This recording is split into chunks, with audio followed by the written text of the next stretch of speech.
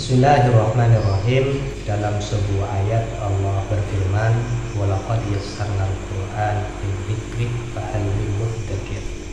Sungguh saya, kata Allah, telah mempermudah Al-Quran untuk dipahami. Adakah yang mau memahami? Ayat ini mengajak kita agar memahami Al-Quran. Dan siapa saja diajak di dalam ayat ini untuk memahami Al-Quran, tapi mereka yang siap, yang memiliki perangkat untuk memahami Al-Quran, yang memiliki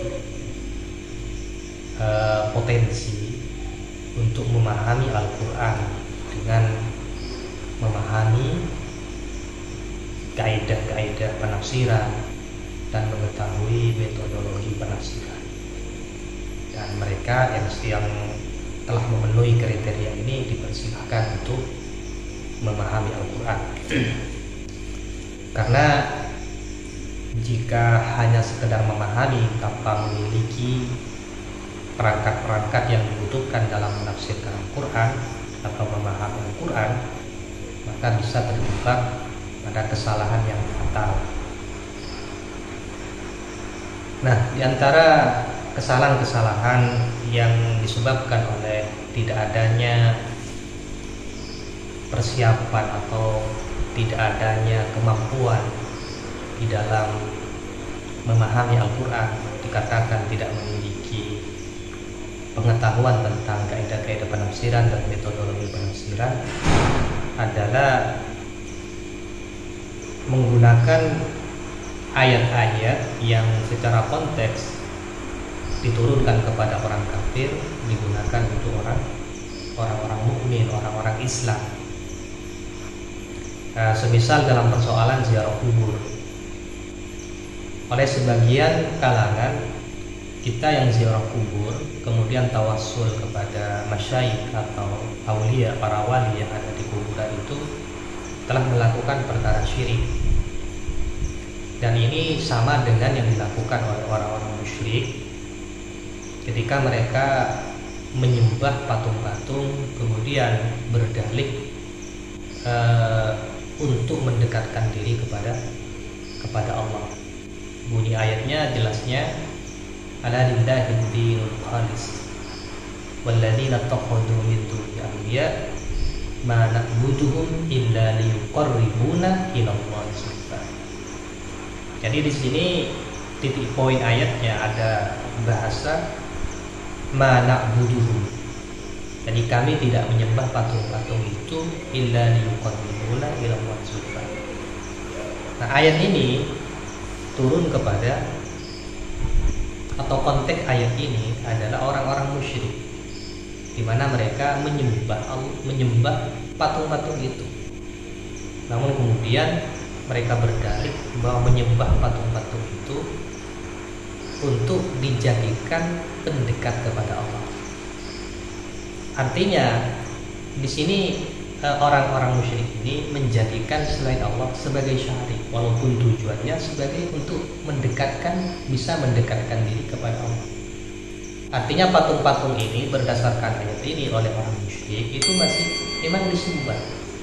Jadi orang musyrik di sini ibadah kepada Allah dan kepada selain Allah, dan yang selain Allah ini kemudian dijadikan pendekat kepada Allah.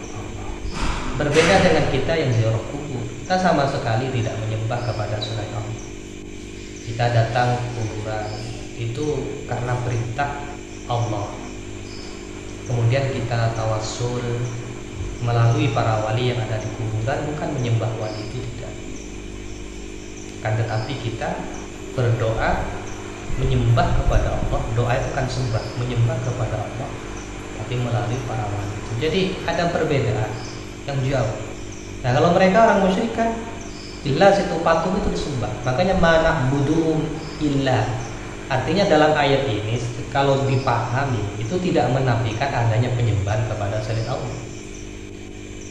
Di sini justru menetapkan adanya penyembahan kepada selain Allah. Mana buduhum, kami tidak menyembah patung-patung itu kecuali. Yang berarti kan menyembah, tapi menyembahnya itu untuk mendekat, dijadikan patung-patung itu dijadikan pendekat kepada Allah. Beda dengan kita gak menyembah.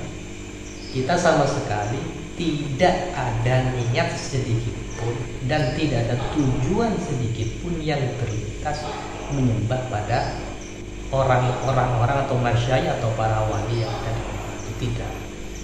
Kita ziarah kubur, kita tawasul, maksud kita doa meminta kepada Allah hanya melalui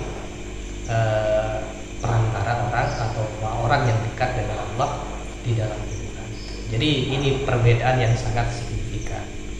Jadi seandainya dipahami, maka jelas antara ayat ini dan orang yang ziarah kubur itu tidak ada sinkronisasi, tidak relevansi, tidak ada relevansi. Ini contoh kesalahan menggunakan ayat yang ditujukan kepada orang kafir kemudian dijadikan untuk justifikasi perbuatan orang mukmin. Contoh lain misalkan kita punya tradisi, misalkan kalau kita diundang pengajian, dakwah, ceramah, dikasih duit, dikasih sungkeman. Kemudian juga misalkan hataman Quran, kita dikasih berkat, dikasih kadang juga dikasih upah. Dan kita taklim ngajar Al-Quran juga kadang mendapatkan gaji, honor atau dan lain sebagainya.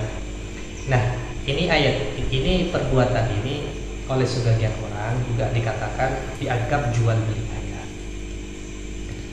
Ayat yang digunakan adalah wala tashtaru bi ayati tsamanan qalila. Nah, ini sudah gak benar juga, gak tepat. Ayat ini secara konteks berbicara tentang orang Yahudi yang menutupi kebenaran, yaitu tentang sifat-sifat Nabi Muhammad, di mana orang Yahudi ini telah melakukan perjanjian dengan Allah untuk membukanya, untuk menjelaskan kepada orang latubayyinunnahu linnas, bahwasanya ada seorang nabi dengan sifat-sifat begini, sifat-sifat tertentu. Tetapi oleh pendeta-pendeta Yahudi ini ditutup-tutupi, bahkan dihapus, dihilangkan dari Taurat. Kenapa? Karena kalau Nabi sifat-sifat Nabi ini dijelaskan, maka mereka akan kehilangan pamor, kehilangan popularitas, dan tentunya pemasukan material terhadap mereka itu juga tidak ada.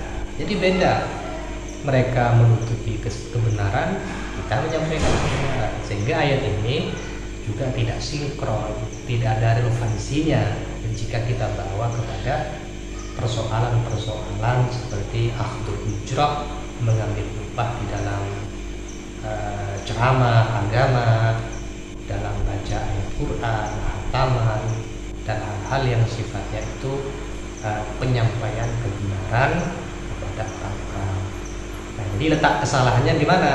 Karena tidak memahami kaidah, tidak mengetahui kaidah di mana ayat yang ditujukan kepada orang kafir tidak boleh kita bawa untuk menghukumi pekerjaan-pekerjaan orang mukmin.